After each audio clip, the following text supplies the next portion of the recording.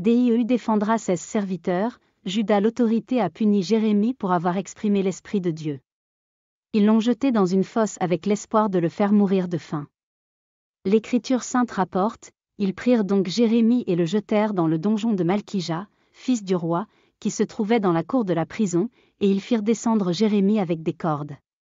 Et dans le donjon il n'y avait pas d'eau, mais de la boue.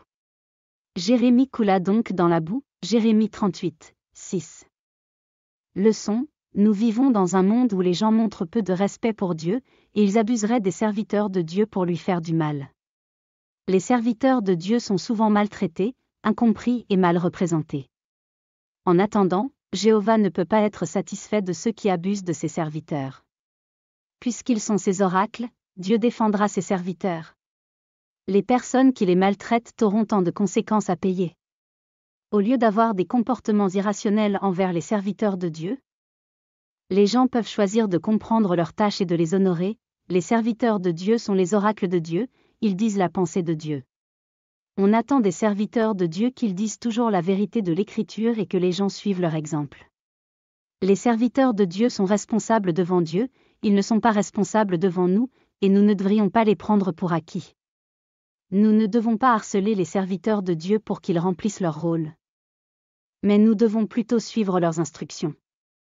Il est important que nous honorions les serviteurs de Dieu car ils représentent Dieu, tout ce que nous leur faisons est ce que nous avons techniquement fait à Dieu lui-même.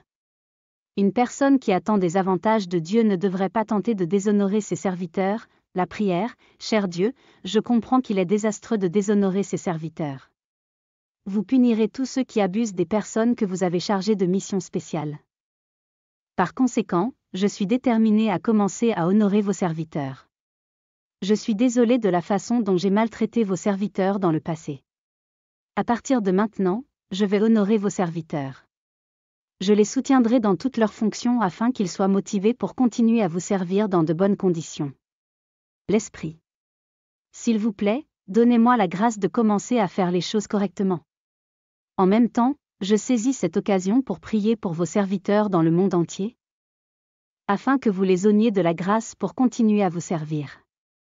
Donnez-leur l'énergie de continuer à vous obéir, et faites-les prospérer dans toutes leurs voies, afin que votre nom soit loué dans leur vie. Car c'est au nom de Jésus-Christ que je fais mes demandes. Amen.